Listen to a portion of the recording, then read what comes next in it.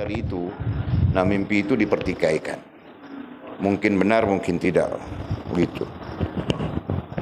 Jadi kalau mimpi bilangnya, saya mimpi jadi wali sudah saya. Nah itu mimpi mak saleh, bukan soleh. Di celah-celah itu bakil pun mimpi juga misalnya. Mimpi bakil, saya bermimpi saya sudah sampai di makam wali bilangnya. Wali kutub bilangnya. Kan? Jadi mimpi itu tidak boleh dipakai. Kenapa? Karena kita masih lagi berada di posisi-posisi mak saleh saja. Kan? Begitu. Jelaskah? Okey. Dalam mimpi itu katanya, dan dalam mimpi itu datang seorang tua bertanya kepada saya.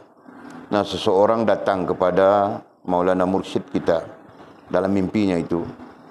Saya dengar dulu ya, mimpi tidak boleh dijadikan sebagai hujjah. Nah, itu dari segi fakta ya, fakta fiqhnya, fakta hukum ya, mimpi tidak boleh dijadikan sebagai hujjah. Tetapi mimpi boleh diambil i'tibar. Kan? Mimpi boleh diambil i'tibar dan dilaksanakan bagi diri sendiri. Nah, itu kita, itu peringkat kita ya. Peringkat orang-orang yang daripada awam sampai kepada muqarrabin. Mimpi orang-orang yang bermula dari awam sampai kepada muqarrabin. Nah, mimpinya tidak boleh dijadikan hujjah dan tidak boleh dihukumkan, tidak boleh dijadikan sebagai hal-hal muhkam, hal-hal yang bersifat hukum, tidak boleh. Begitu juga mimpi orang-orang saleh pun tidak boleh dijadikan sebagai hukum dan tidak boleh dijadikan sebagai hujjah. Nah, mimpi yang boleh dijadikan hukum dan hujjah adalah mimpi para nabi. Nah, itu saja. Dari sudut itu. Faham kan? Okey. Dia katanya, dan dalam mimpi itu datang seorang tua bertanya kepada saya. Ini mimpi orang soleh ini. Datang seorang tua bertanya kepada saya. Saya Maulana Abdul Qadir Jailani rahimahullah ta'ala mursyid kita. Jadi pertanyaannya, apakah yang membuat si hamba itu hampir kepada Allah? Nah, jadi kita ambil i'tibar di pertanyaan, bukan di mimpi. Kita ambil i'tibar di pertanyaan itu. Apakah yang membuat membolehkan? Apakah yang membuat membolehkan si hamba itu hampir kepada Allah Subhanahu wa taala? Nah, hampir kita tafsir sudah kan, hampir dengan makna Allah terima diri kita dan sempurna hubungan dengan Allah Subhanahu wa taala. Okey. Saya menjawabnya, saya Maulana Mursyid Abdul Qadir Jailani rahimahullah taala menjawab. Proses ini ada awal dan ada akhirnya. Proses, ini terjemahannya, proses ini, isim isyarah ini apa? Membuat membolehkan. Itu proses ini membuat membolehkan si hamba itu hampir kepada Allah. Ada awal permulaannya dan ada akhirnya. Nah, berarti ada bidayah, boleh ajar sudah itu hari kan? Ada bidayah dan ada nihayahnya. Jadi antara bidayah dengan nihayah itu bilang proses. Jelas kan? Antara bidayah artinya permulaan. Nihayah artinya kesudahan. Antara permulaan dengan kesudahan itu ada prosesnya yang mesti kita buat, yang mesti kita lalui. Jadi kalau pertanyaan itu terkait dengan bagaimana membolehkan menghampir, apa yang membolehkan kita hampir dengan Allah Subhanahu wa taala, apa yang membolehkan kita menjadi hamba yang diterima oleh Allah dan sempurna hubungan dengan Allah Subhanahu wa taala, Maka jawabnya ada proses. Ada proses yang perlu ditempuh, yang perlu dilalui oleh kita. Nah, proses itu ada nihai, ada bidayahnya, ada permulaannya, dan ada kesudahannya. Nah, kamu orang kebetulan dengan limpah rahmat Allah Subhanahu wa taala belajar sudah prosesnya. Belajar dulu prosesnya, sekarang baru jumpa dengan penceritaannya. Nah, apa prosesnya? Ilmu, sedar diri, Allah terima diri, dan sempurna hubungan dengan Allah Subhanahu wa taala. Itu prosesnya. Jelas, Jul? Jadi kalau kau mau hampir dengan Allah, berarti kau perlu melalui proses ini. Dan siapapun yang mau menghampirkan dirinya kepada Allah dengan makna yang difahami, maka perlu melalui proses itu. Nah, tanpa proses itu tidak mungkin. Tidak mungkin kita sampai atau kita hampir kepada Allah Subhanahu wa taala. Nah, itu penjelasan para ulama. Kecuali kehendak Allah dan rahmat Allah Subhanahu wa taala. Justru Allah Subhanahu wa taala berhak memilih siapa yang dia mau, siapa yang dia kehendaki. Begitu kan? Nah, okey.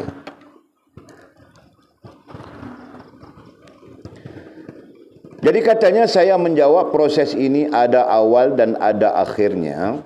Nah, berdasarkan kepada dasar yang kamu orang belajar itu jelas sudah.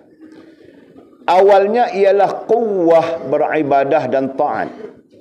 Awalnya adalah quwwah beribadah dengan taat. Walid baca quwwah ya, Walid tidak baca kuat. Walaupun bacaan Melayunya kuat. Kuat beribadat dan taat. Kenapa Walid baca quwwah? Nah, Syekh Walid juga baca quwwah, jangan baca kuat di situ. Dengan quwwah dalam bahasa Arab dengan makna apa yang mempengaruhi ibadat dan taat kita. Quwwatun maksudnya apa yang mempengaruhi ibadat dan taat kita. Itu quwwah yang dimaksudkan. Jadi bukan kuat ibadat maksudnya. Maksudnya bukan kuat ibadat. Bukan kuat ibadat. Kan? Tapi quwwah itu maksudnya pengaruh. Quwwah itu maksudnya pengaruh. Pengaruh yang menjadikan kita kuat ibadat dan taat. Ini yang kita maksudkan, bukan ini ya. Ini tidak. Kenapa? Karena kita berjumpa dengan hadis Nabi SAW. Syaitan lebih takut kepada orang yang alim. Satu orang alim, syaitan lebih takut kepada seorang alim. Hadis itu berbeza-beza. Ada hadis yang menyebut syaitan lebih takut kepada seorang alim yang tidur daripada 100 abid yang tidak tidur beribadat. Hadis-hadis ini menunjukkan kepada kita bukan kuatnya, tapi quwwahnya. Ya kan? Quwwahnya, apa quwwah? Quwwah yang dimaksudkan itu adalah pengaruh. Nah, apa pengaruh yang menyebabkan kita jadi kuat ibadat, kita jadi taat? Apa pengaruhnya?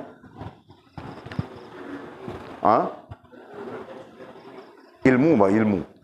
Pengaruhnya ilmu dulu. Sedar diri datang dari ilmu ya. Nah, sedar diri tidak datang daripada luar, tidak datang daripada sedar diri tidak datang selain daripada proses ilmu. Nah, quwwahnya adalah ilmu. Nah, begitu maksudnya. Jelas kah? Jadi quwwah ibadat maksudnya pengaruh ilmu. Kan? Quwwah ibadat dan taat kedua-duanya sekali itu berada di bawah pengaruh ilmu. Nah, quwwah ibadat, kemudian kita sebut kuat, ni terjemahan, datang dari pengaruh. Pengaruh itu adalah ilmu. Nah, itu nombor satu. Nah, dari situ baru datang sedar diri, kan? Nah, akhirnya dengan ilmu itu kita datang yang kedua, sedar diri. Nah, inilah yang bilang quwwah dalam bahasa Arab ya, quwwah. Quwwatut tafkir, Kan? Quwwatul hisan, itu istilah Arab. Kekuatan berfikir pengaruhnya ilmu, kekuatan rasa perasaan pengaruhnya ilmu, kan? Nah, termasuklah kekuatan tingkah laku pengaruhnya adalah ilmu. Begitu. Kemudian sedar diri itu melibatkan baik atau buruk. Nah, kau kekuatan melakukan yang baik, nah itu kerana pengaruh ilmu menyebabkan kau sedar diri. Nah, kalau pengaruh ilmu tapi kau tidak sedar diri, nah itu menyebabkan kau campur aduk saja yang baik dan yang buruk. Nah, begitu. Jelaskah? Boleh faham tak? Kita cakap perlahan-lahan sudah dalam malam ini, letih. Boleh faham ke Fas? Boleh faham ke Sofia? Okey.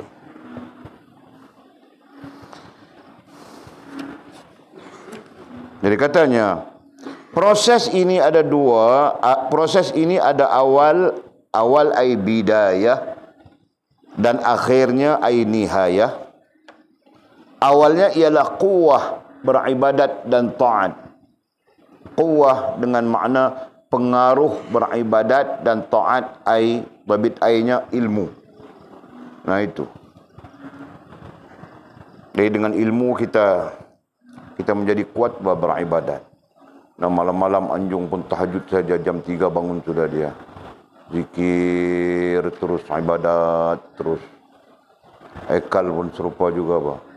Jam 3 bangun beribadat saja, terus sampai subuh. Itu. Rantau pun serupa juga, Pak. Masya Allah. Kan? Dia orang 3 di sini, Pak. Jul dengan Makil dengan Mizi di sana, di surau sana, Pak. Masya Allah, Imarah saja surau. Dia orang berada di dalam gelap, tapi surau nampak terang saja. Rupa-rupanya mereka beribadah di dalam surau. Masya Allah. Ya kan? Jadi kalau ditanya apa yang mempengaruhi Makil, Mizi, Jul buat ibadah di dalam surau itu lewat pagi sampai ke subuh, nah kerana ilmu, Pak, kan? Pengaruh ilmu, Pak. Dengar hadis Nabi begini, dengar hadis Nabi begitu, dengar pengajaran begini, dengar pengajaran begitu.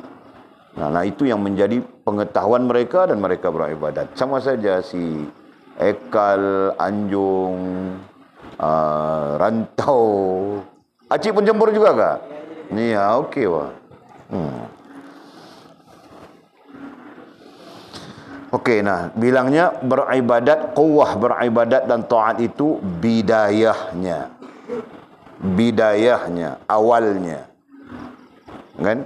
Jadi kalau kita catatkan sebagai struktur, nah catat sudah semua orang sebenarnya. Kalau kita catatkan sebagai struktur,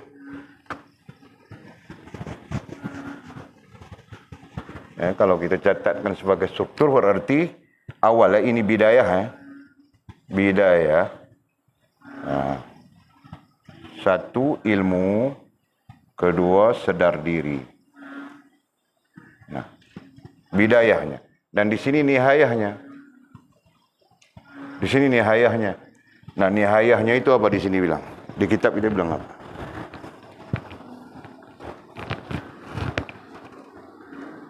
Akhirnya, nah itu nihayahnya. Akhirnya ay nihayahnya ialah redha dengan Allah, bilang. Nihayahnya adalah redha dengan Allah. Redha dengan Allah, menyerah diri kepada jalannya, menyerah diri kepada jalannya, ay jalan Allah. Jalannya ay jalan Allah. Jalan Allah itu apa ya? Kuat Mizi. Jalan Allah itu agama. Okey, boleh diterima. Agama itu apa? Iman, Islam, ihsan. Nah, boleh saja kita menyebut jalan Allah itu adalah jalan iman, jalan Islam, jalan ihsan. Dan boleh saja kita menyebut jalan Allah itu adalah agama.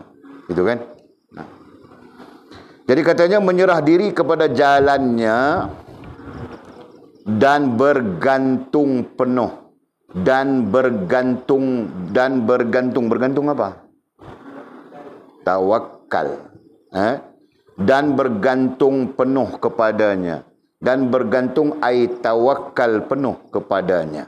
Nah, ada 3 hal. Nihayah itu ada 3 hal bilangnya. Redha dengan Allah, menyerah diri kepada jalannya dan bergantung penuh kepadanya. Nah, itu tidak merubah makna yang telah kita catatkan ya. 3, Allah, terima diri, dan yang keempatnya sempurna hubungan dengan Allah. Nah, jadi yang kita baca nihayah itu tadi, walaupun kita baca dengan konsepnya adalah redha dengan Allah. Nah, redha dengan Allah itu sabit Allah menerima diri kita. Itu kan? Sabitnya adalah Allah menerima diri kita. Nah, kau tidak redha dengan Allah, macam mana kau boleh berada di posisi Allah menerima diri? Itu kan? Okey, kemudian apa lagi? Menyerah diri kepada jalannya, nah mengikut agama ataupun mengikut iman, Islam dan ihsan. Nah, itu tarik yang tidak pernah berubah. Kan? Tarik yang tidak pernah berubah sampai hari kiamat. Kita mengikut jalan Allah Subhanahu wa taala. Mengikut jalan Allah, mengikut jalan Allah SWT yang diajarkan oleh baginda Nabi SAW. Itu kaitannya. Nah, jalan Allah yang diajarkan oleh baginda Nabi ada berapa? Ada 4 di sana. Kaitannya. Nampak sudah? Nah, apa? Apa Lina? Nah, itu jalan yang diajarkan oleh Nabi, baginda Nabi kita SAW. Yang diajarkan kepada kita itu mewakili agama. Jadi agama dari sisi Allah Subhanahu wa taala, iman, Islam dan ihsan. Dari sisi baginda Nabi SAW, nah syariat, tarikat, hakikat, ma'rifat. Nah, boleh faham ke begitu?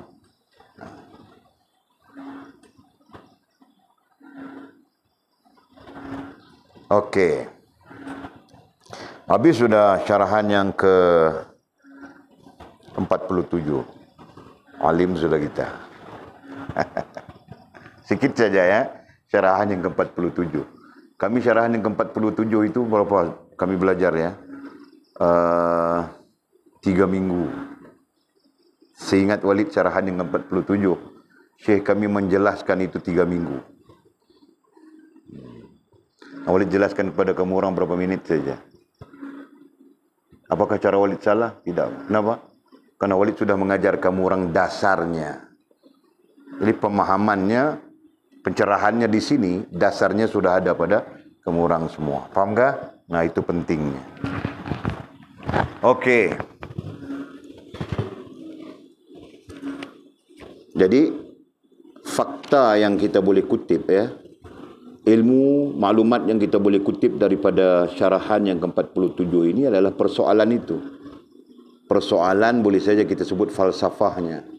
Falsafah hampir kepada Allah Subhanahu wa taala, gitu kan? Hampir. Nah, kita terjemah sudah supaya kita tidak terpengaruh ataupun terlibat dengan syubhah dari segi terjemahan, dari segi fahaman. Maka kita menterjemahkan hampir itu dengan makna Allah terima diri kita dan sempurna hubungan dengan Allah Subhanahu wa taala. Dan makna ini kamu orang bawa sampai bila-bila. Selamat bah. Kan? Berbanding makna hampir itu sendiri. Kan? Sebab Allah Subhanahu wa taala laisa kamitslihi syai', tidak seumpama makhluk. Nah, kalau makhluk itu hampir makna dekat saja, tepi ke, belakang ke, depan ke, gitu kan? Nah, itu makna hampir. Kan? Tepi rumah kita ke, belakang rumah kita ke, depan rumah kita ke, itu makna hampir. Nah, di mana tinggalnya si Pakcik Arif? Nah, dekat rumah kita, hampir dengan rumah kita, hampir dengan pondok kita. Nah, gitu kan? Tapi Allah Subhanahu wa taala Maha suci daripada mengambil tempat, mengambil masa, mengambil jarak dan sebagainya. Maka kehampiran itu tidak boleh dikaitkan dengan jarak, tempat, masa. Nah, oleh itu kita mengambil makna yang melepaskan kita dari syubhah. Yang kita sebut jelas, Allah menerima diri kita. Nah, itu makna kehampiran dan sempurna hubungan dengan Allah Subhanahu wa taala. Nah, itu makna kehampiran. Jelas ya? Nah, nanti kamu orang pandai sudah jumpa dengan ibarat yang begitu begini yang banyak. Nah, pakai saja makna yang mana kau suka pakai. Okey? Sekarang tidak boleh. Jelaskan sila.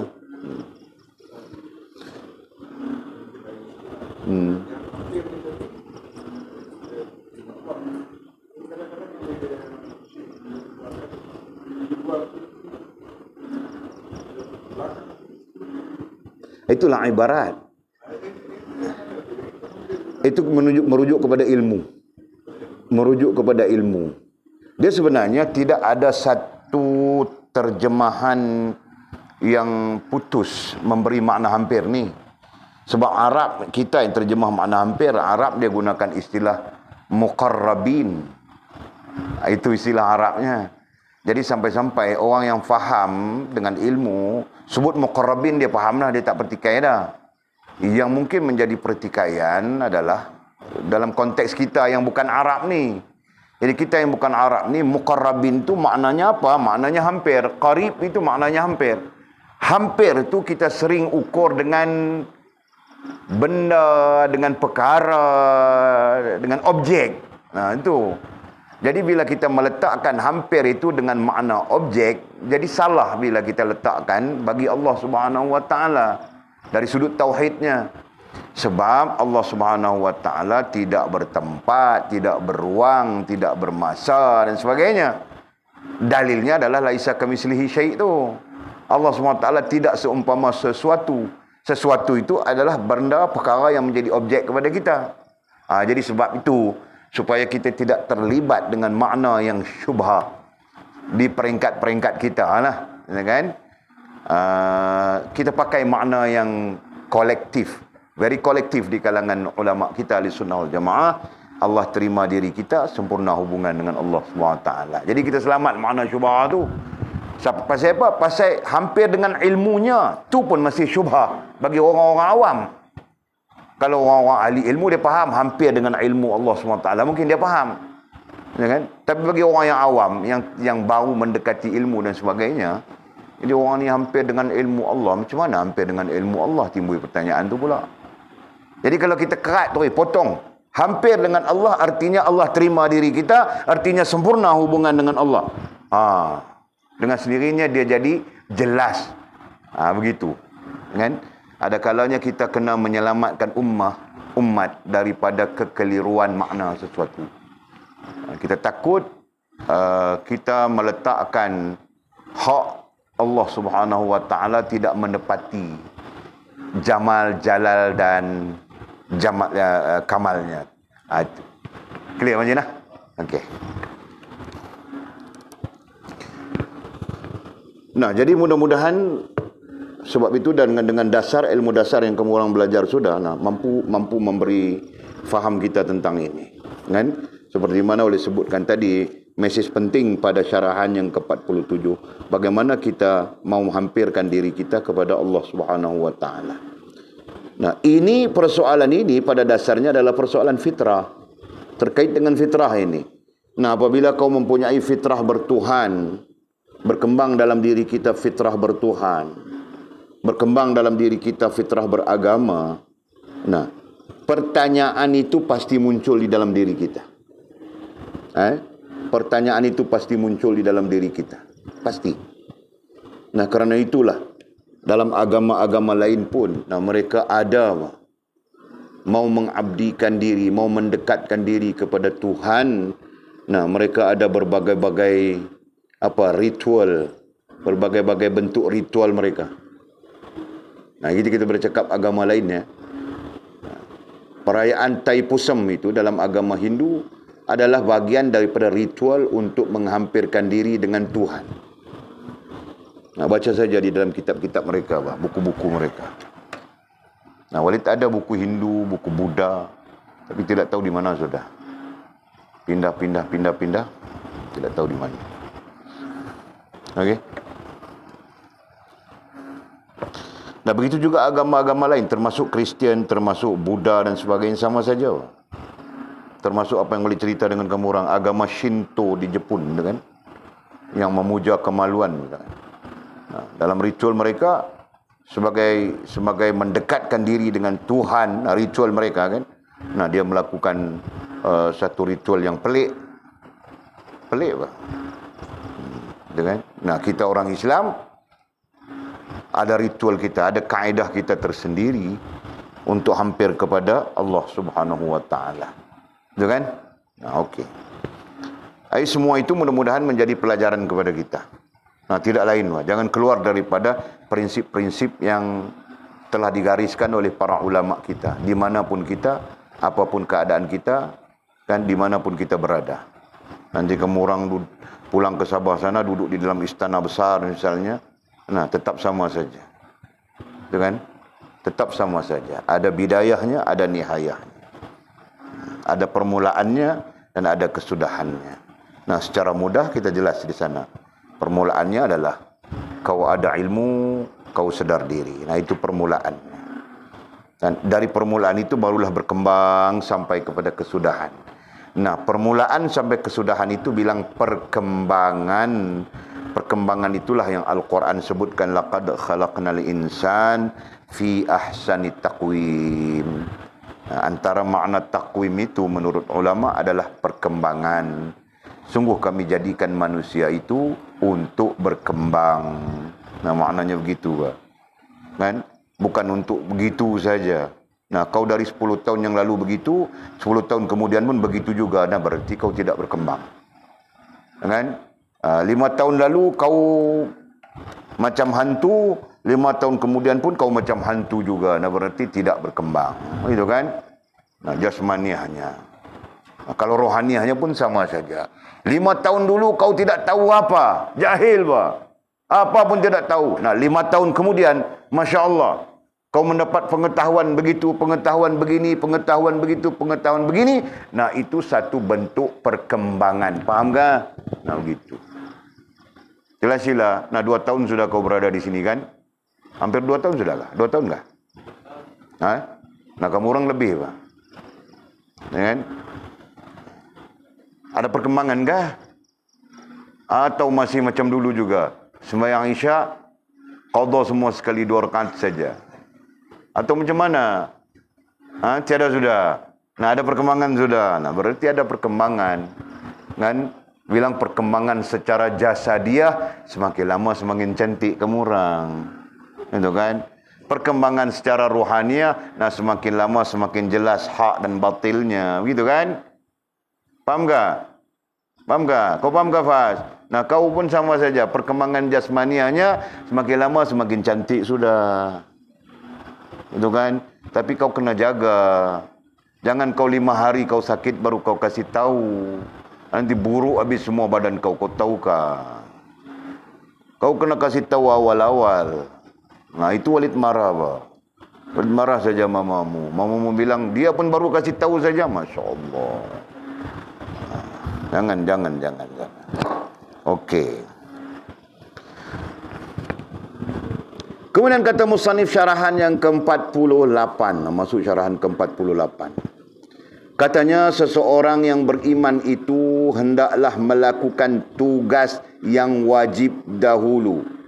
Seseorang yang beriman, nah perkataan beriman kita belajar daripada Asasul Usul, kita belajar daripada Fathur Rahman. Nah, selanjutnya kita belajar daripada semua syarahan-syarahan yang kita berikan. Itu kan? Nah, tidak perlu diperjelaskan lagi. Kan seseorang yang beriman itu hendaklah melakukan tugas, melaksanakan tugas tanggungjawab. Dalam bahasa Arab dia tidak bilang tanggungjawab ya, bahasa Arab bilang apa?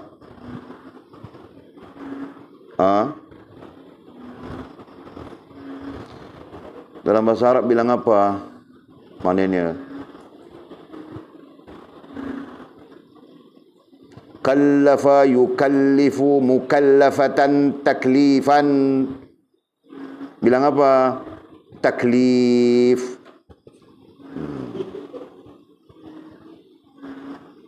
Hendaklah melakukan ai melaksanakan tugas ai taklif. Nah, supaya senang nanti kamu orang kaitkan dengan fiqh. Hukum taklifi. Nah.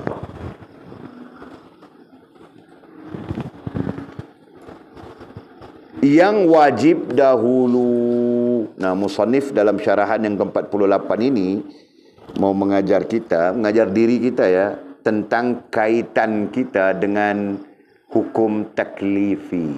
Nah, begitu sinopsisnya. And musannif Maulana Abdul Qadir Jalani rahimahullah ta'ala, mursyid kita, mau mengajar kita tentang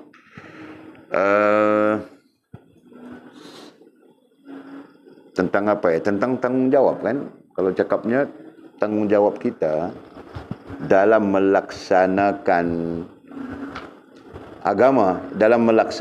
agama, begitu. Terkait dengan hukum-hukum taklif.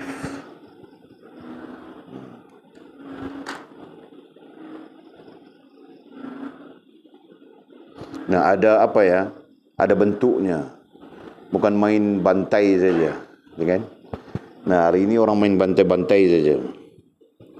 Yang sunat buat macam wajib, yang sujib, yang wajib jadi macam sunat. Begitu kan? Okey.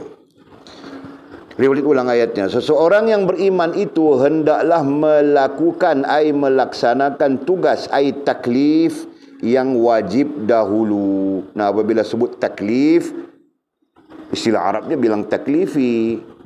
Taklif terjemahannya adalah tanggung jawab yang wajib dahulu. Jadi tidak perlu uraian panjang, Pak. Maksud mudahnya, kita terikat dengan hukum taklifi atas nama beragama. Atas nama beragama kita terikat dengan hukum taklifi bilang. Nah, hukum taklifi itu ada berapa, Sofia? Apa?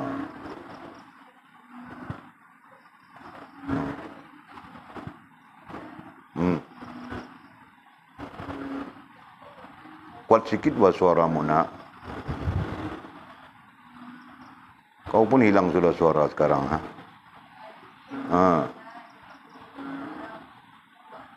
Wajib, sunat, makruh, haram, mubah. Nah, terjemahkan, bah. Faraizati, wajib itu apa maknanya? Sunat itu apa maknanya? Makruh itu apa maknanya? Setiap satu ada maknanya tersendiri, kan? Nah, kau terjemahkan. Nah, kami menunggu nih.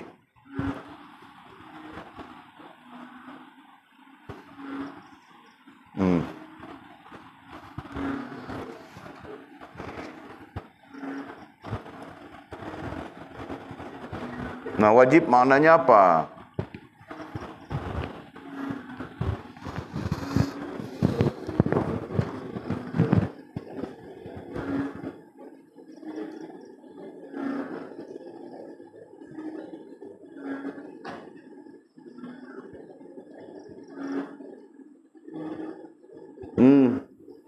Aku tidak dengar buat suara kau.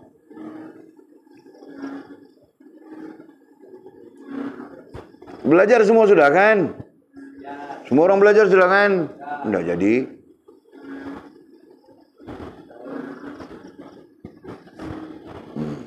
Siapa yang tahu, siapa yang tidak tahu, angkat tangan. Yang tahu angkat tangan dulu.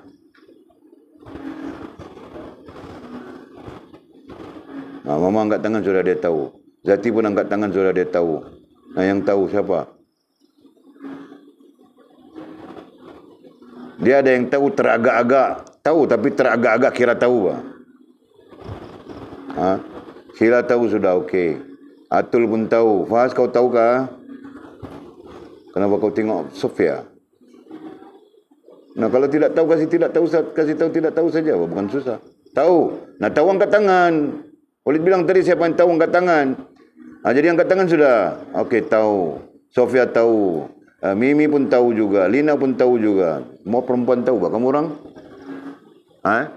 Tahu juga. Siapa yang tahu angkat tangan? Nah, 1, 2, 3. Amizi pun tahu 4. Anyong tahukah? Tahu juga. Angkat tangan bah ulitnya 5.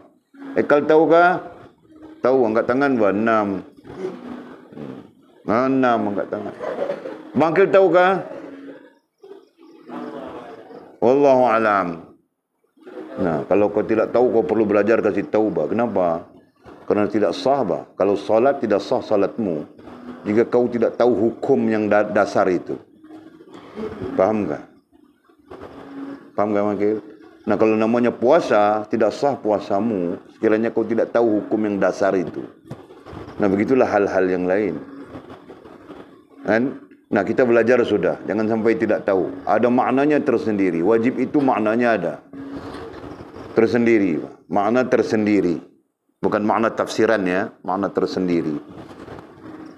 Sunat itu apa? Makruh itu apa? Haram itu apa? Mubah itu apa? Jelaskah? Nah, Walid tidak mempunyai kesempatan. Melainkan nanti belajar dalam fiqh. Kamu orang belajar tentang itu. Okey? Walid sebut saja. Nah, sekarang itu bilang hukum taklifi ada 5. Taklif merujuk kepada makna tanggungjawab. Taklif terkait dengan mukallaf. Mukallaf bermaksud orang yang diberi tanggungjawab. Dalam pencerahannya, orang yang telah diberatkan. Nah, begitu istilahnya. Nah, jadi kalau diberatkan itu apa? Dipertanggungjawabkan. Nah, orang yang cukup syaratnya dipertanggungjawabkan. Nah, yang mencukupkan syarat itu apa? Nah, ini soalan berkaitan dengan fiqh saja. Nah, apa yang mencukupkan ataupun apa yang menjadikan engkau bertanggungjawab? Menjadikan engkau mukallaf dalam bahasa Arabnya, dalam bahasa Melayunya menjadikan engkau bertanggungjawab. Apa Makil? Apa syaratnya? Okey, akil balik bilang makil. Okey, 1. Sampai seruan 2. Berakal 3. 3 saja kau kasih tahu. Sama saja kau kasih tahu kata dia. Yang pertama dengan yang ketiga itu sama kan? Coba kau ulang. Nomor 1, akil balik. Nah, tanda akil baliknya. Okey. Nah, kau faham sudah. Nah, yang kedua, sampai seruan. Yang ketiga, berakal. Berarti tidak gila, gitu kan? Nah, itu tanda utama akil balik. Okay? Jadi cukup umurnya, sampai umurnya, kan? Nah, akil balik bilang kalau orang laki-laki itu dia mimpi naik kuda, jatuh lori, jatuh kapal terbang, ini macam kan, sehingga mengeluarkan maninya itu kan. Nah, kalau orang perempuan itu keluar kuah rujak-rujaknya itu. Nah, Walid kena cakap terus. Okey. Nah, itu bilang akil balik. Dari segi umurnya dalam mazhab kita Syafi'i 12 tahun ke atas, kan? Nah, kalau sebelum 12 tahun keluar sudah maninya, maka kira balik sudah dia. Gitu kan? Nah, yang keduanya apa yang wakil bilang tadi? Sampai seruan kemudian, kan? Yang keduanya harus berakal, berarti tidak gila dia, kan? Dan yang ketiganya sampai seruan. Nah, itu sekurang-kurangnya syarat mukallaf. Nah, syarat mukallaf artinya keadaan orang itu sudah dipertanggungjawabkan dengan agama. Nah, ketika itu dia terikat dengan 5 hukum. Dia terikat dengan hukum wajib, dia terikat dengan hukum sunat, dia terikat dengan hukum haram, dia terikat dengan hukum makruh, dan dia terikat dengan hukum yang namanya mubah ataupun harus. Nah, dia terikat dengan itu. Siapapun dia, apapun keadaannya, apabila syarat yang kita bilang tadi 3 itu cukup. Ya, ini tidak ya boleh bercakap dalam konteks ilmu tasawuf ya, dalam konteks ilmu fiqh mungkin ada 4 syarat dan sebagainya. Faham tak? Nah, jadi kita yang ada di dalam majlis ini, kamu orang yang sedang belajar ini, apakah kamu orang mukallaf dan mempunyai taklif atau tiada? Nah, berarti mukallaf sudah kan? Mukallaf sudah dan mempunyai taklif, begitu kan? Nah, setiap yang mempunyai taklif itu perlu memahami mukallafatnya. Perlu memahami keterikatan dan tanggungjawabnya. Dibilang mukallafat. Istilah itu sama saja, berbeza di ujung-ujungnya. Ya kan? Setiap yang berada di mukallaf perlu memahami mukallafatnya. Apa maksud mukallafat? Perlu memahami tanggungjawab dan keterikatannya. Nah, tanggungjawab itu satu hal, keterikatan itu satu hal. Tanggungjawab itu salat, tanggungjawab itu puasa, tanggungjawab itu zakat, tanggungjawab itu haji dan sebagainya. Itu tanggungjawab. Keterikatannya, mukallafat, tanggungjawab dan keterikatan. Nah, keterikatannya itu wajibkah, sunatkah, makruhkah, haramkah, haruskah? Nah itu. Faham tak? Nah, jangan sampai kita tidak tahu. Kenapa? Karena apabila kita tidak tahu mukallafatnya, kita akan mencampur adukkan. Jelaskah? Nah, nanti kita campur aduk saja. Yang wajib jadi sunat, yang sunat jadi wajib mungkin, atau yang sunat itu jadi harus mungkin, yang wajib jadi harus dan sebagainya. Jadi campur aduk saja. Istilah lain bilang kelang kabut semua. Jelas kami sih? Sebab itu kita setiap mukallaf wajib mengetahui mukallafatnya. Nah, wajib itu sendiri perkataan terkait sudah. Wajib mengetahui, wajib tahu mukallafatnya. Mukallafat itu tanggung jawabnya dan kaitannya. Kaitan atau keterikatannya. Faham tak? Nah, itu secara fiqh ya. Okey, syukur alhamdulillah setakat ini kita tahu banyak sudah tanggungjawab kita dan keterkaitan kita. Betul kan? Okey. Jadi dalam konteks ilmu tasawufnya, hendaklah melakukan melaksanakan tugas taklif yang wajib dulu katanya. Nah, kalau paham daripada teks ini, nah kita perlu buat yang wajib dulu, Pak. Yang sunat-sunat itu tidak perlu. Nah, bukan begitu maksudnya. Maksudnya adalah kau mendahulukan yang wajib, kau mengemudiankan yang sunat. Nah, itu maksudnya. Bukan kau buat yang wajib dulu, kau tidak perlu buat yang sunat. Nah, 10 tahun kemudian baru kau akan buat yang sunat. Nah, itu pun salah pandangan itu. Jelaskah? Nah, pandangan yang paling baik dan sederhana adalah kita mengaulakan yang wajib kan, dan mengiringinya dengan yang sunat. Nah, sebab itu keluar perkataan ulama dalam fiqh. Musannif kita, mursyid kita juga keluar perkataannya dalam kitab Ghunyatut Talibin fiqh.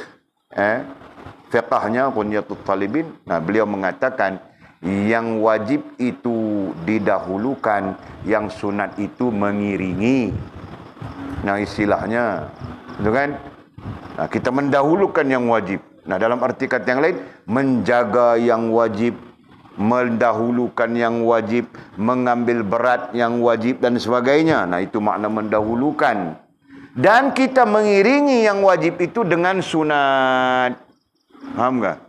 Sehingga ditakwilkan, sehingga diberi pencerahan bahawa yang sunat itu mungkin boleh menampung kecacatan pada yang wajib katanya. Begitu, Pak. Nah, mungkin solat wajib kita ada cacat. Faham, Jul? Cacat di mana? Nah, tengah-tengah kau solat, kau teringat, bah, si Wati yang jual bombolo Joni itu. Bombojoni, apa? Bomboloni. Kau teringat Yati itu? Nah, aku tidak tahu Jul siapa yang menjual bomboloni itu. Kan? Aku bilang saja. Nah, kau tengah-tengah salat tiba-tiba kau teringat dia beli bomboloni, dia panggil Abang Jul. Kau teringat itu, manja saja suara dia. Tiba-tiba Allahu Akbar, baru kau tersedar Allahu Akbar. Nah, di sana ada kecacatan sudah kan? Apa kecacatannya? Kecacatannya adalah akalmu lalai. Nah, mungkin begitu istilah kita kan? Nah, mungkin lebih dari itu. Kau bukan saja akalmu lalai, mungkin saja perasaanmu pun lalai juga, Pak. Tiba-tiba rasa seperti tidur di riba wati yang menjual bomboloni. Misalnya. Dengan contohnya. Paham, Jul? Nah, itu sudah jauh, bukan setakat akalmu lalai, hatimu pun lalai sudah. Merepet-repet saja. Dia jual bomboloni, bukan tidur atas ribanya. Tapi bila imam itu rukuk, Allahu Akbar, baru kau tersedar, aku tadi berasa macam tidur di atas riba, misalnya. Dengan? Paham tak? Nah, itu. Lalai akal, lalai hati, berarti rohaniah kita lalai dalam solat kita. Nah, jasmaniah kita pun mungkin lalai. Nah, apabila kau terlibat dengan kelalaian seperti itu, kau lupa sudah bilangan rakaatnya. Berapa rakaat sudah aku? 3 kah, 4 kah, 3 kah, 4 kah? Nah, mungkin begitu. Atau mungkin sudah aku baca ke Fatihah belum kah? Baca ke Fatihah, baca ke belum kah? Baca ke belum? Nah, mungkin begitu. Nah, kelalaian itu berlaku. Paham kah? Nah, itu contoh. Nah, di situ bilang kecacatan. Dalam konteks ilmu tasawuf, ya, itu bilang kecacatan yang berlaku kepada tanggungjawab yang apa bilang tadi, tanggungjawab dan lagi satu apa? Ada 2 itu. Ikatan, kan? Tanggungjawab dan ikatan itu. Nah, tanggungjawab namanya salat. Ikatan itu yang kita bilang wajib tadi. Ikatan hukum itu wajib, tanggungjawabnya salat. Ikatan hukum itu wajib. Nah, ada kecacatan dalam tanggungjawab dan ikatan wajib itu. Nah, ketika itu kata para ulama, yang sunat itulah nanti menutup kecacatanmu.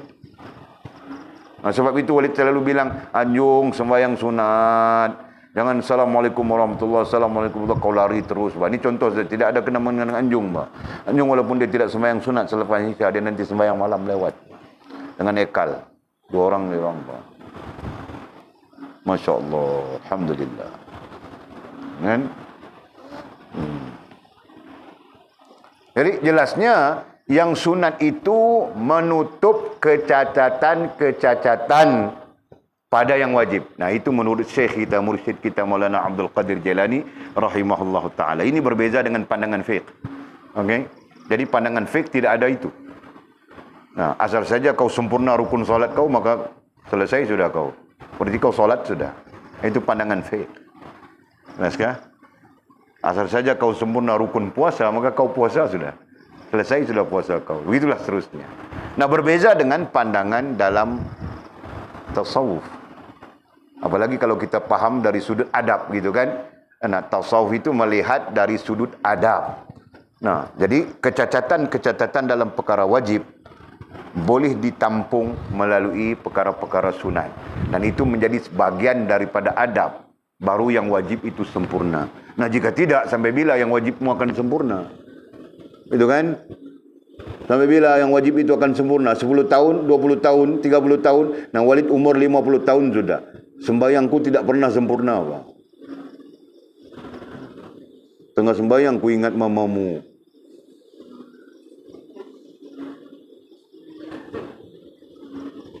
Kau jangan ketawa, baju. Macam mana tu?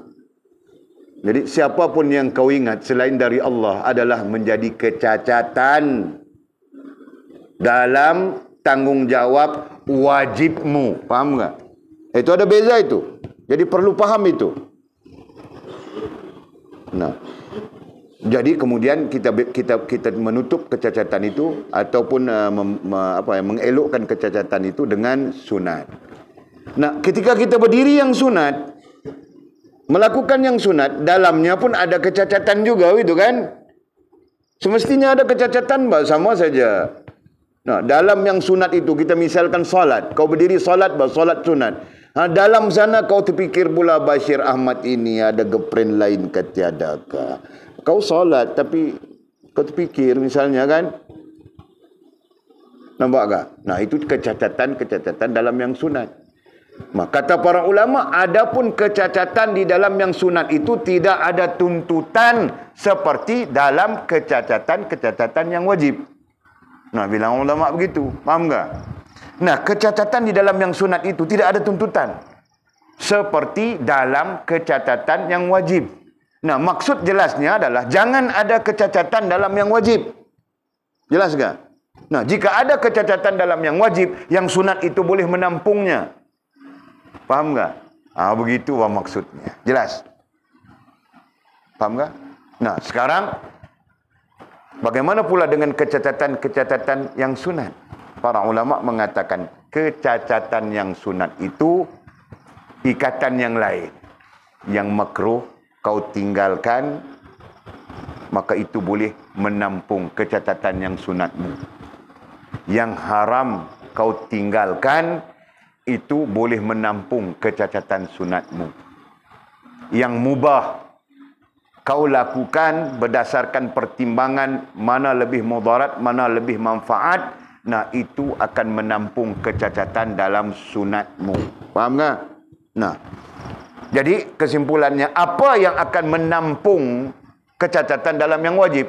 Cuma satu saja kan? Yang sunat. Nah itu. Adapun yang lain itu makruh, haram, mubah.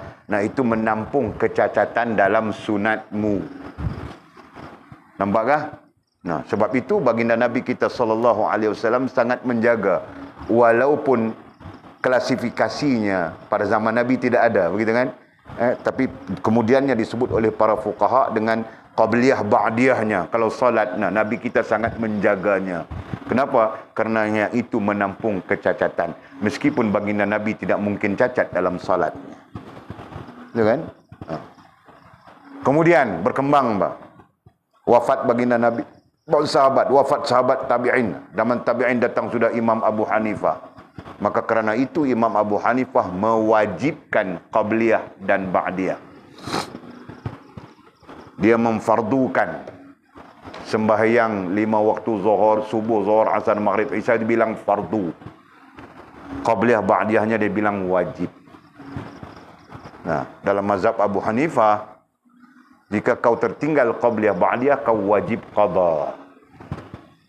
Faham tak? Nah, berbeza dengan kita mazhab Syafi'i. Itu berdasarkan kepada takwil-takwil kemudiannya. Nah, begitu. Alasannya dari sudut yang kita bilang tadi. Yang sunat menampung yang wajib. Jelaskah? Jadi sebab itu perlu jaga yang sunat itu. Kan? Perlu. Untuk menampung yang wajib. Nah, apalagi yang wajib itu kita tertinggal saja. Nah, bukan menampung lagi. Nah, yang wajib itu kau perlu selesaikan secara wajib. Jelaskah? Sehingga para ulama dalam pemahaman walid, kalau kita diagramkan, jadi kedudukan kita diagramkan, maka kedudukan yang wajib itu meliputi yang lain. Nanti kita belajar terus tuh dari pencerahan Syekh Musannif kita ya. Nah, ini wajib, kemudian yang ini sunat, yang ini makruh, yang ini haram, yang ini harus. Nah, seolah-olahnya begitu. Kan? Jadi kita di sini, kita berada di dalam ini. Sebab itu para ulama bilang setiap sesuatu asalnya mubah. Nah, di sini kita. Setiap sesuatu asalnya mubah. Nah, sesuatu yang tidak diqat'ikan ya, asalnya mubah saja. Nah, kita berada di sini. Okey. Terawal berada di paling dekat dengan kita adalah harus. Melainkan perkara yang diqat'ikan. Seperti sembahyang, puasa, zakat, haji. Nah itu. Ya kan? Yang diqat'ikan. Yang lain semuanya harus. Nah selepas harus, ini garis harus ya, boleh tandakan. Macam mana mau buat? 1. Harus. Yang ini nomor 2. Haram. Yang ketiga, makruh. Makruh. Yang keempat, sunat. Dan yang kelima, wajib. Nah ini yang kelima kan. Nah ini pandangan dari sisi ini. Nah kalau kita pandang dari sisi dari garis luar ini ke dalam, nah kita menyatakan yang wajib itu meliputi yang sunat meliputi yang makruh meliputi yang haram. Salah sudah kan? Betul. Yang makruh meliputi yang haram dan yang haram meliputi yang harus. Nampak kah? Nah, jadi dengan maksud apa? Dengan maksud ini tidak memberi faedah kepadamu, ini tidak memberi faedah kepadamu, ini tidak memberi faedah kepadamu, ini tidak memberi faedah kepadamu, sekiranya ini kau tidak jaga. Faham tak? Jelas kah? Nah, sekiranya ini kau jaga, maka ini akan memberi faedah kepadamu, ini akan memberi faedah kepadamu, ini akan memberi faedah kepadamu, dan ini juga akan memberi faedah kepadamu. Boleh nampak kah? Boleh nampak kah begitu? Nah, katakan si Sheila tidak mempedulikan bayang wajib. Lebih kurang saja dia. Nah, yang sunat ini dia pulun. Bagus buat dia yang sunat. Bagus buat dia yang sunat ini. Okey? Tapi kerana yang wajib itu dia tidak menjaganya, maka dia tidak diliputi oleh yang wajib. Maka ini semua rusak. Semua fasad. Para ulama bilang fasad ya. Semuanya menjadi fasad. Kenapa? Dengar ya. Kerana yang wajib itu ikatanmu dengan Rabbmu. Yang wajib itu, yang wajib ya bilang ya. Nanti kita belajar pencerahannya, ada dalam kitab kita itu. Kerana yang wajib ya, ikatan dengan Allah, bilangnya mudah begitu. Ikatan dengan Allah. Kemudian yang sunat, ikatan dengan agama. Kemudian apa lagi yang sunat, yang makruh, 3 di bawah. Ini terkait yang kita sebut di sini ya. 2 hal ini agama. Okey, agama terkait dengan agama. Okey. Dan yang di bawah apa tadi kita bilang? Makruh, haram, harus ataupun mubah. Nah, ini terkait dengan diri kita. Okey? Ini tulis sudah berapa ya? Nah, ini fakta mudah faham, pencerahan. Nah, di sini sebenarnya yang kita belajar ya. Allah, nah, itu.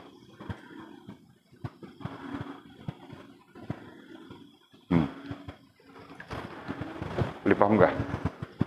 Bentuk ikatan itu. Jadi, kenapa yang makruh, haram, harus itu terkait dengan diri kita? Mungkin pertanyaannya begitu kan? Jadi yang wajib itu terkait dengan Allah. Nah, itu terkait dengan ketetapan Allah. Dan dia menjadi bahagian daripada terikatnya dirimu dengan Allah Subhanahu wa ta'ala. Begitu kan? Kemudian yang sunat itu ikatan dengan agama. Nah, Allah tidak memaksamu. Tapi sekiranya kau mau baik, kau mau bagus. Itu kan? Nah, kau laksanakannya. Begitu. Nah, yang lain terkait dengan diri kita. Makruh terkait dengan diri kita. Haram terkait dengan diri kita. Harus pun terkait dengan diri kita.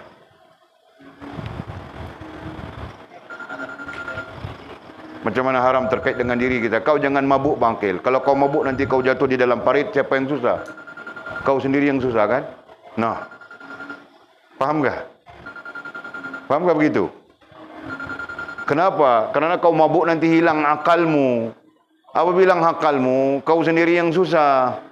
Contoh mudahnya begitu. Faham tak? Nah, begitu.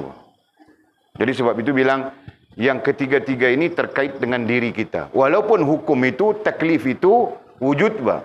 Tapi sesuatu yang kita perlu sedar ya, hukum taklifi tidak tersebut di dalam Quran, tidak tersebut di dalam hadis. Faham tak? Nah, sebab itu para Wahabi ini bilang bid'ah. Karena tidak tersebut di dalam Quran, tidak tersebut di dalam hadis. Di mana ayat Al-Quran menyatakan wajib salat? Di mana? Tidak ada kan? Nabi SAW menyebutnya. Itu pun istilahnya bukan dia menyebut wajib. Istilahnya dirikanlah salat. Dan sebagainya. Itu saja. Nah, kemudian para ulama mengklasifikasikannya. Nah, justru klasifikasi itu berlaku dalam bentuk begini. Yang kita sebutkan ini. Yang wajib itu mengikatmu dengan Allah. Nah, kau ada kan kita ada terikat, kan kita terikat dengan Allah kan. Mana mungkin kita tidak terikat dengan Allah SWT. Yang tidak terikat dengan Allah SWT itu tidak beriman sebenarnya. Tidak ada iman. Iman itu sendiri adalah ikatan, tambatan, simpulan. Nah, kita belajar sudah. Istilahnya adalah jazam. Terikat dengan Allah SWT. Itu kan? Dan yang keduanya terikat dengan agama. Nah, terikat dengan agama itu atas nama iman, atas nama Islam, atas nama ihsan. Nama imannya jazam, kita pakai bilang jazam tadi. Nama Islamnya kita bilang mu'tamad tadi kan. Atas nama ihsannya bilang pasti, gitu kan? Nah, itu terkait dengan agama. Dia bilang yang sunatnya terkait dengan agama, bilangnya begitu. Gitu kan? Dan akhirnya yang makruh haram ini terkait dengan diri kita. Nah, perbincangannya panjang. Nanti kita bincang panjang. Tapi Walid contohkan begini, Pak. Ada kalanya kita yang memikirkan hal ini harus bagi kita. Mungkin haram bagi orang lain. Paham enggak? Boleh paham enggak begitu? Kurang paham. Nah, kenapa kau kurang paham, Makil? Kau ni banyak makan belacan, mah. Kan? Nah, harus begini, Pak. Kau terjumpa dengan telur kura-kura. Kan? Nah, kau terjumpa dengan telur kura-kura. Kau pernah dengar bahwa telur kura-kura itu boleh dimakan. Nah, bolehnya hukum apa? Nah, harus saja kan? Mana ada ulama bilang wajib makan telur kura-kura? Karena makan itu terkait dengan diri kita, betul? Nah. Jadi kau jumpa dengan telur kura-kura. Orang lain bilang harus dimakan. Kalau telur ini boleh dimakan, mesti ibunya boleh dimakan. Nah, kau pikir begitu. Kalau ibunya tidak boleh dimakan, bermakna telurnya tidak boleh dimakan. Nah, asalnya harus saja, sekarang bertukar menjadi haram. Paham enggak? Kenapa? Karena timbulnya syubhah dalam keharusan itu. Faham tak? Nah, begitu.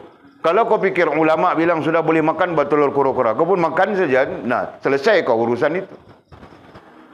Faham tak? Nah, sekarang kau pikir-pikir, mana boleh, bah? Ulama bilang boleh, tapi kau tidak peduli pandangan ulama. Nah, kau melihat, kalau telur boleh dimakan, mesti ibunya boleh dimakan. Nah, sekarang ibunya tidak boleh dimakan. Bagaimana aku mau makan telurnya? Nah, kau menimbulkan syubhah. Syubhah itu syibhum minal haram. Nampak sudah? Nah, terkait dengan diri kita semuanya. Di situ. Terkait dengan diri kita, maksudnya di sana adalah terkait dengan bagaimana kita berhadapan dengan hukum-hukum ini. Terkait dengan diri kita itu maksudnya bagaimana kita berhadapan dengan hukum-hukum ini. Nah, itu maksudnya. Ini hukum-hukum yang 3 ini. Jadi kau berhadapan dengan makruh macam mana? Kotai itu makruh kan? Nah, kau berhadapan macam mana? Kau balun saja kan? Nah. Paham tak? Nah, kenapa? Karena dia terkait dengan dirimu. Kalau terkait dengan Allah Subhanahu wa taala, kita tidak akan jumpa hukum makruh ini. Makruh, haram, mubah, kita tak akan berjumpa, apa? Kita akan berjumpa dengan wajib atau sunat. Ataupun hal-hal yang qat'i. Misalnya arak diharamkan. Faham tak? Dalam perbincangan usul fiqh, peringkat-peringkat tinggi. Nah, kamu orang belajar dari Ustaz Daniel kita peringkat asasnya. Peringkat-peringkat tinggi. Nah, setiap yang diharamkan oleh Allah secara qat'i, keterkaitannya dengan Allah cuma 5% saja. 5%. Kita bilang 5%, Pak. Kerana mau nyatakan keterkaitan. Nah, bakinya 95% semua terkait dengan diri kita. Arak terkait 5% dengan Allah, kerana apabila kita hilang akal, kita mau buat ibadah tidak boleh. Betul? Kan? Hilang akal, tidak boleh buat ibadah. Nah, itu terkait dengan Allah. 95% terkait dengan diri kita. Kenapa? Bodoh kita, jatuh parit kita, jatuh sungai kita, dan berbagai-bagainya lagi. Betul kan? Faham tak? Nah, itu. Boleh nampak tak? Sama saja. Nah, makruh terkait dengan Allah Subhanahu wa taala, para ulama bilang hampir-hampir tidak boleh dibincangkan. Yang makruh terkait dengan Allah itu hampir-hampir tidak boleh dibincangkan. Tetapi para ulama mengaitkan juga, Pak. Buruk adab katanya, mau menghadap Allah Subhanahu wa taala dalam keadaan mulut kita busuk, makan petai, makan jering, makan genua. Faham tak? Nah, itu saja, dari sudut itu saja. Berapa peratus? Kita andaikan 5% saja. Tetapi 95% yang makruh itu berkait dengan diri kita. Betul kah? Kentut kau dah tentu-tentu busuk, Pak. Itu jam fast, kalau kau mau kentut, kau pelan-pelan lari saja. Kepit-kepit saja mau kentut. Betul kan? Nah, terkait dengan diri kau sendiri, Pak. Kentut busuk, mulut pun busuk, kencing pun busuk. Betul kan rantau? Nah, kalau kau tidak percaya, kau makan petai itu, Pak. Lepas itu tengok bilik air apa bau. Ya kan? Faham tak? Nah, itu sebab itu bilang, berkait kita, apa ini? Apa? Bagaimana kita berhadapan dengan hukum-hukum ini. Nah, itu. Nah, boleh nampak kan sekarang? Nah, itu. Dari sudut itu. Okey? Nah, jadi mau bincang secara fiqh panjang-panjang, bukan sampai masanya di sini, kan? Okey, jadi Walid kasih intro supaya kamu orang melihat dari sudut yang lebih terbuka terkait dengan hukum taklif, walaupun kita berbincang dari sudut tasawuf. Okey? Nah, bilang sudah dari awal, belajar tasawuf berarti kita belajar semua rukun agama. Okey. Nah, lihat. Jadi katanya, seseorang yang beriman itu hendaklah melakukan melaksanakan tugas taklif yang wajib dahulu. Maksudnya, mendahulukan yang wajib daripada yang lainnya. Jadi, mendahulukan, nah, dhabitnya, mengutamakan. Nah, itu. Jangan kau kalut saja yang sunat, yang wajibnya kau tidak peduli. Kau ringan-ringankan saja. Gitu kan? Nah, kalau kenduri itu kau kalang kabut saja. Okey. Kecuali ada darurahnya, ya. Kerana dalam Islam kita tidak dapat menafikan ada darurah-darurahnya. Darurah adalah bahagian daripada ilat di dalam agama. Contohnya macam kita menghadapi COVID ini, kan. Nah, di sana ada darurahnya. Jadi darurah itu menuntut kita tidak boleh buka masjid, tidak boleh ke masjid dan sebagainya, begitu. Nah, itu bahagian daripada darurahnya. Okey.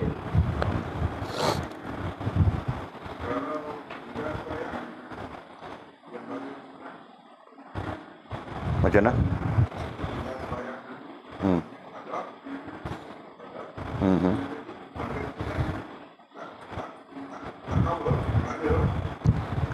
Maksudnya dia tinggal sembahyang banyak dia tinggal sembahyang. Jadi dia berarti dia nak kena qada itu banyak. Jadi apabila dia nak qada itu banyak, dia tak sempat nak buat yang sunat, misalnya begitu. Maksudnya begitu kan? Okey. Jadi ada pendapat ulama yang mengatakan bahawa apabila dia banyak yang wajib, qada itu wajib. Nah, berarti banyak yang wajib, dia perlu melaksanakan yang wajib sekira-kira ruang yang dia ada. Sekiranya dia mempunyai ruang, maksudnya mempunyai ruang, mempunyai peluang, maka buatlah yang sunat untuk menampung yang wajib, walaupun qada itu tadi. Itu. Tapi dari sudut keberatan, berdasarkan kepada fakta, kita kena dahulukan yang wajib lah. Jangan kita duk asyik sibuk nak buat yang sunat, yang wajib kita terkantui banyak lagi, banyak macam-macam lagi. Macam tu.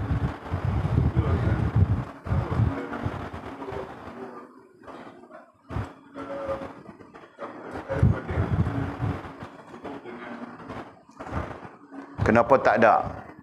Kenapa tak ada solat sunat ba'diyah selepas subuh, dan kenapa tak ada solat sunat ba'diyah selepas asar? Itu kan? Dia ada hadis Nabi SAW. Saya tak ingat bentuk hadis tu. Maksud hadis tu kita tak ingat bentuk dia, tetapi ada hadis yang terkait dengan hal tu. Dan menjadi pegangan seluruh mazhab mu'tabar lah. Jadi Abu Hanifah pun, Malik pun, Syafi'i, semua sama saja. Tak ada khilaf di situ. Kalau ada nak buat juga solat selepas subuh, nak buat solat juga selepas asar, maka solat itu bukan sama ada sunat. Solat itu bukan sunat. Dalam arti kata yang mudah, melainkan lain daripada sunat. Lain daripada sunat, yang wajib adalah. Yang wajib nama dia qada.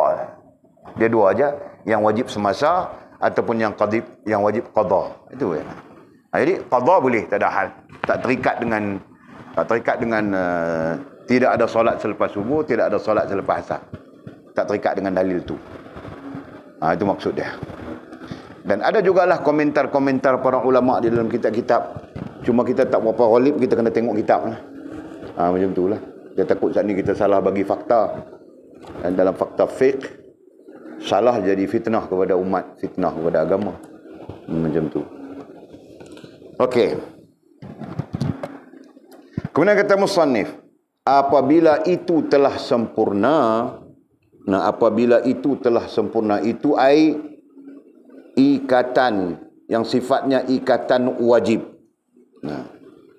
Apabila itu telah sempurna ai ikatan, apabila itu ai ikatan wajib telah sempurna, barulah melakukan yang sunat. Barulah kita melakukan yang sunat. Jadi contohnya begini. Jadi Walid sebut sudah ya, jelas ya.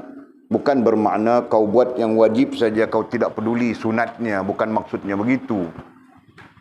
Kalau kita buat yang wajib tidak perlu peduli sunatnya, Abu Hanifah tidak menghukumkan wajib qabliyah ba'diyahnya, begitu kan? Faham tak? Okey. Maksudnya kita semaksimal mungkin mengelokkan, membaguskan yang wajib. Semaksimal mungkin. Faham tak? Kita mengiringinya tadi. Kita pakai makna mengiringi. Mengiringi yang wajib itu jika ada kecacatan-kecacatan yang tanpa kita sedar dengan yang sunat. Faham tak? Jangan ke yang sunat itu kau baguskan. Masya Allah, kau baguskan yang sunat.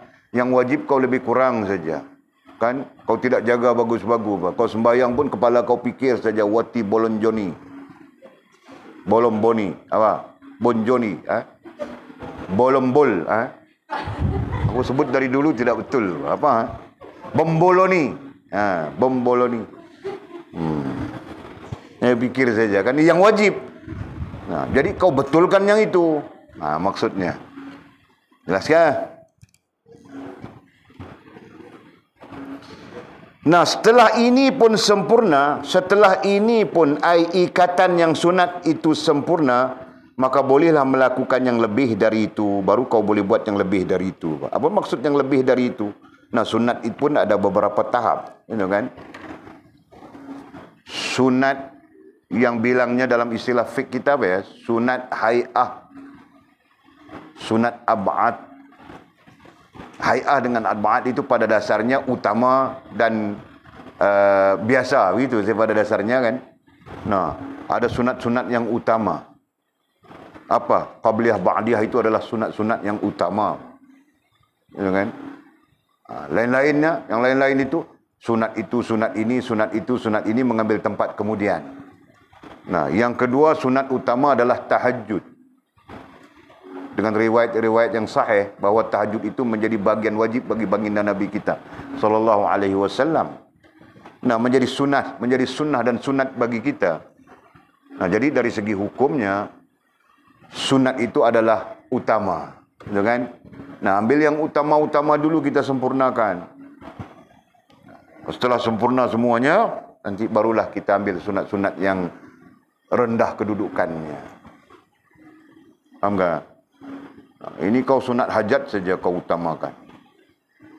Lepas sunat hajat, sunat hajat. Lepas sunat hajat, sunat hajat.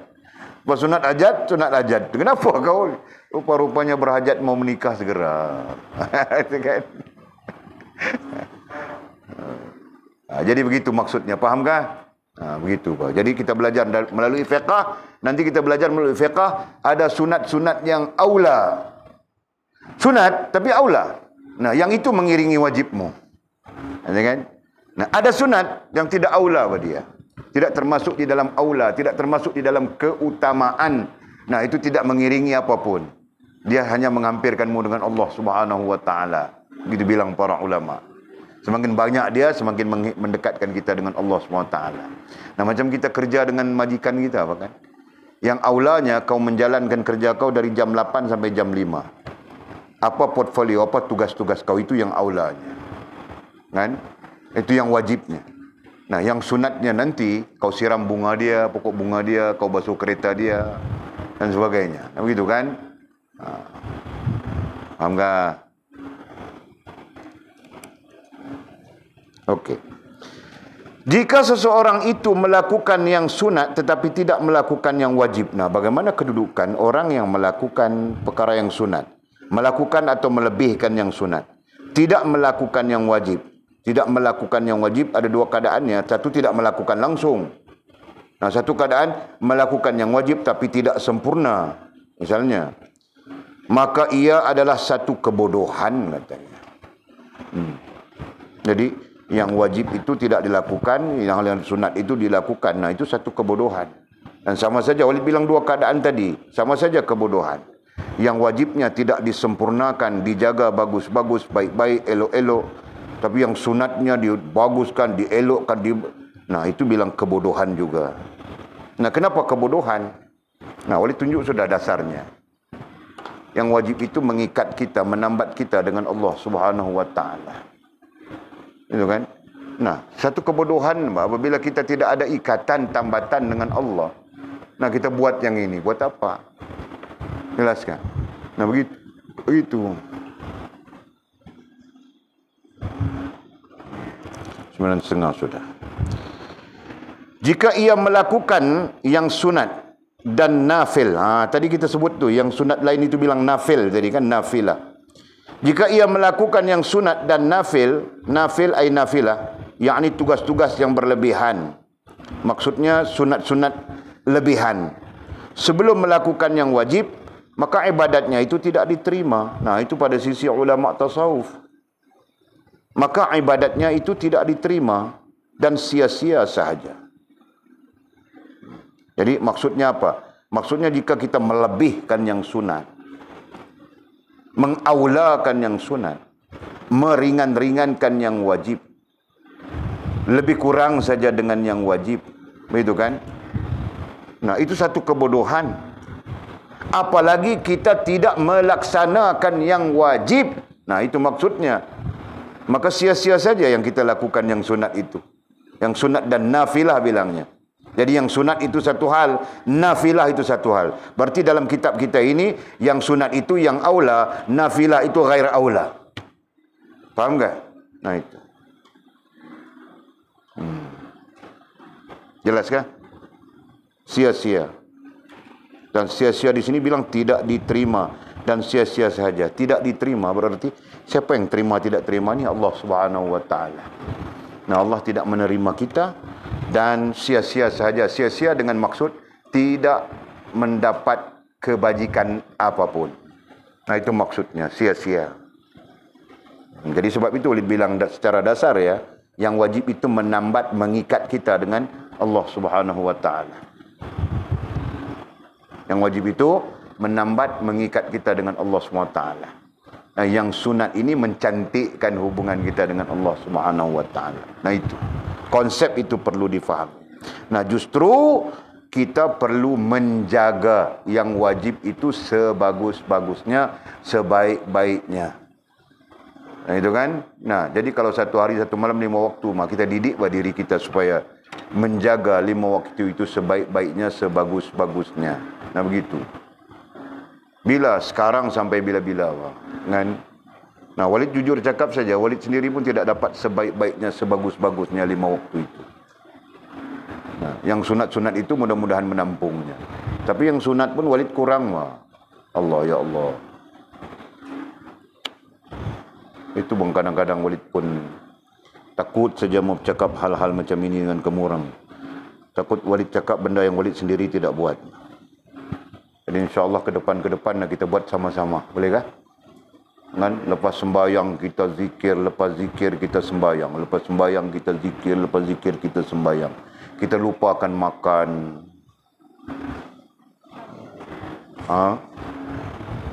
Tidak bolehkah? Nah, kamu orang makan pun bukan gemuk, kurus-kurus semua. Jempapan saja semua orang. Buat apa? Kan? Jual ketawa. Kan? Jadi kita lupakan makan, lupakan makan, lupakan minum.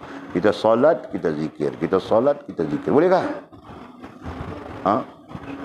Nah, kamu orang terus slim macam itu saja. Lagi bagus jadi macam papan saja pulang nanti. Ringan kapal terbang mau bawa. Okey. Ibarat seorang raja yang menyuruh seseorang rakyatnya menjadi hambanya. Kemudian kata musannif, wallahu a'lam. Nah, cukup di situ, kamu orang pikir-pikirkan dulu ya yang kita bincang malam ini. InsyaAllah.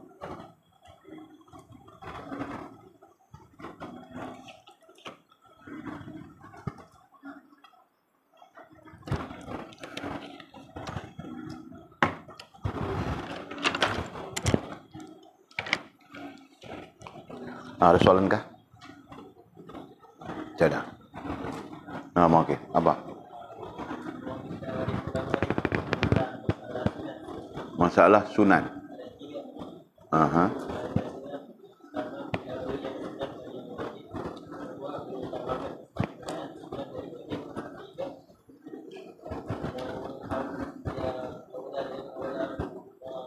Aula dengan nafil. Kalau tadi kalau ikut istilah kitab kita tu ada perkataan nafil kan, nun falam nafil. Jadi yang aula itu ada beberapa jenis, antaranya qabliyah ba'diyah salat, dan antaranya selain daripada itu tahajud. Nah, ini dilihat daripada perspektif bagaimana Nabi kita SAW mengutamakan hal itu. Nah, kemudian para fuqaha mentakhrijkan daripada hadis mengatakan Nabi mengutamakan qabliyah dan ba'diyah salat. Dan Nabi mengutamakan tahajud. Kemudian Nabi mengutamakan apa-apa-apa. Nah, itu bilang aula. Dan yang tidak aula itu yang Nabi tidak mengutamakannya. Maksudnya begitu kan? Nah, solat, sunat, hajat. Kita yang mengaulakannya. Nabi tidak mengaulakannya, kan? Pun begitu tidak menjadi kesalahan. Karena hajat itu merujuk kepada kita berhajat kepada Allah Subhanahu wa taala, begitu kan? Nah, tidak menjadi kesalahan. Yang mungkin kita kaitkan dengan menjadi hal di sana adalah kita mengaulakannya lebih daripada mengaulakan yang sunat yang sepatutnya kita aula, lebih daripada mengaulakannya lebih daripada yang wajib. Nah, itu isunya. Faham tak? Begitu. Faham ke sila? Nah, ada orang yang bila dia susah dia berhajat dan solat hajat saja, sunat hajat saja dia. Solat fardunya tiada. Mungkin juga begitu kan? Nah, Walid pernah apa? Pernah dia orang minta solat hajat, nah Walid pun solat hajat. Lepas tu Walid tanya, sembang-sembang dengan dia. Lepas solat hajat untuk dia dan sebagainya, kita sembang-sembang saja. Walid bilang dia sembahyang kita kena jaga. Terus Walid tanya, sembahyang 5 waktu cukup kah? Bilang dia. Dia pun diam saja. Kadang-kadang bilangnya. Kan? Jadi kadang-kadang solat fardunya kadang-kadang. Tapi solat hajatnya minta kita buat 3 hari. Jadi disitulah kesalahfahaman. Faham tak? Nah, sebab pelajaran yang kita belajar dari awal sampai sekarang, yang perlu, yang penting, yang utama adalah hubungan kita dengan Allah Subhanahu wa taala. Nah, melalui solat. Kita belajar sudah. Satu hubungan, satu perhubungan. Gitu kan? Nah, perhubungan kita dengan Allah SWT adalah salat. Alat perhubungannya adalah salat. Maka kita perlu mengaulakan, mengutamakan salat. Yang mana? Yang wajib itu dulu. Faham tak? Begitu.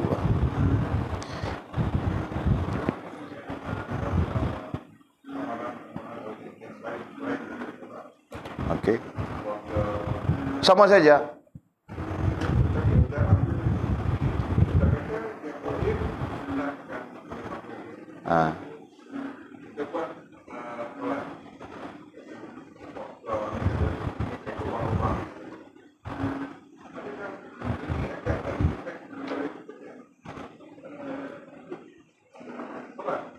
Dari sudut hubungan, semua ibadat ada efek pada hubungan. Bagus solat kita, bagus puasa kita, hubungan kita bagus. Itu maksud. Tapi dari sudut perhubungan, dia ada beza. Efek kepada solat adalah solat juga. Efek kepada puasa adalah puasa juga. Maksudnya begitu. Jadi efek kepada puasa wajib yang ada kekurangan, kecacatan. Jadi yang menampung dia adalah puasa sunat. Begitu. Efek kepada solat yang wajib, ada kecacatan-kecacatan. Yang menampungnya adalah solat yang sunat. Begitu. Dari sudut perhubungan.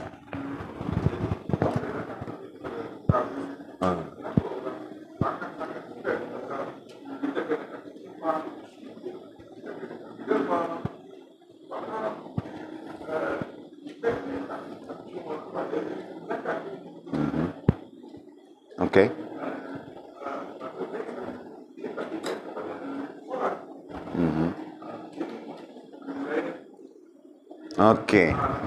Okey, macam mana kita nak kaitkan dengan kesan kepada infak, kita kata dengan begitu. Kesan kepada derma, sedekah dan sebagainya. Dia tu kok mana? Yang tu dia kesan dia pi kepada ubudiyah.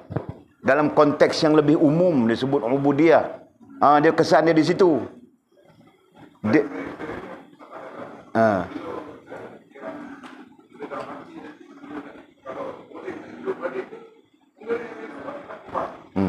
sebab ada dalil Al-Quran tu. Dalil Al-Quran yang habaq lagu tu. Kan? Dalil Al-Quran yang habaq lagu tu. Nak habaq kata, kita nak habaq bahasa mudahnya, yang terbesar daripada ubudiyah itu adalah kita hubungan kita baik dengan Allah Subhanahu wa taala yang bersifat Rahman, bersifat Rahim.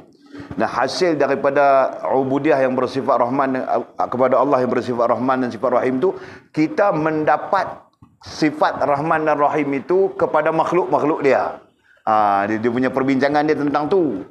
Jadi sebab itu, kenapa orang yang mati dikatakan nanti dia pulang, kalau boleh dibalik dia nak buat sedekah? Kerana sedekah itu gambaran daripada sifat Rahman dan sifat Rahimnya Allah Subhanahu wa taala. Sebab itu kita berbincang dia dari sudut ubudiyah. Kita tak boleh bincang dari sudut ubudiyah secara umum. Kita tak boleh bincang dari sudut hubungan dan perhubungan secara khusus. Dia tak boleh. Dia macam tu.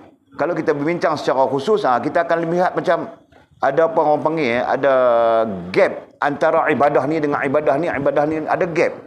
Padahal semua ibadah itu satu, ya, nak bagi kita, hubungan kita baik dengan Allah Subhanahu wa taala.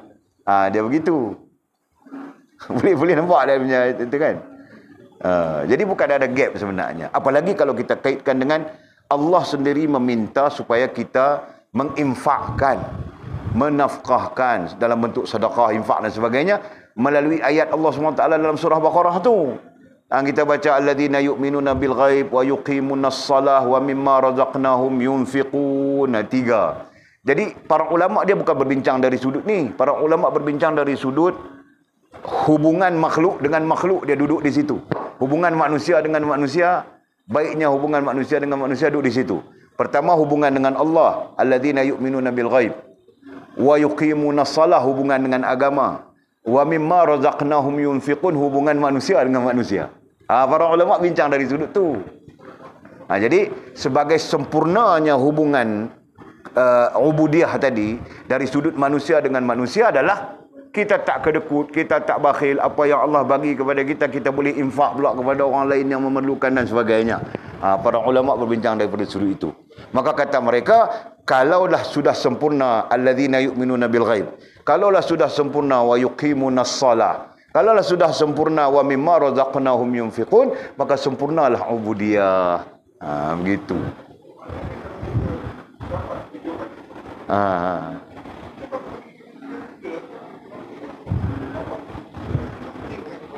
Nak habaq kata kelebihan, satu sisi ya kita sebut nak habaq kata kelebihan menafkahkan rezeki yang Allah Ta'ala bagi ini kepada orang yang memerlukan.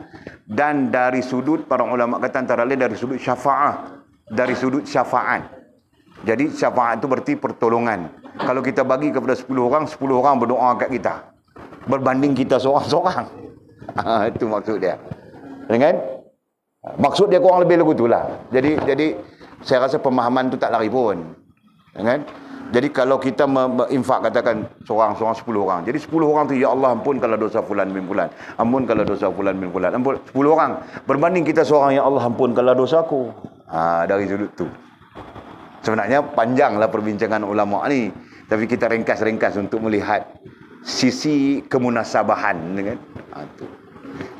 Alhamdulillah. Nah, ada soalan kamu orang tiada? Bismillahirrahmanirrahim. Alhamdulillahirabbil alamin wassalatu wassalamu ala asyrafil mursalin sayyidina wa maulana Muhammad wa ala alihi washabbihi ajma'in. Allahumma iftah lana futuhal arifin warzuqna fahman nabiyyin waj'alna min ibadikas salihin. Allahumma ihdina as-siratal mustaqim siratal ladzina an'ama Allah minan nabiyyin was-siddiqin wasyuhada'i was-salihin. اللهم ربنا افتح بيننا وبين قومنا بالحق وأنت خير الفاتحين. اللهم أعنا على ذكرك وشكرك وحسن عبادتك. اللهم فقهنا في الدين وعلمنا التأويل. اللهم فقهنا في الدين وعلمنا التأويل. اللهم فقهنا في الدين وعلمنا التأويل. وصلى الله على سيدنا محمد وعلى آله وصحبه وبارك وسلم والحمد لله رب العالمين. تقبل الله منا ومنكم وقم الصلاة.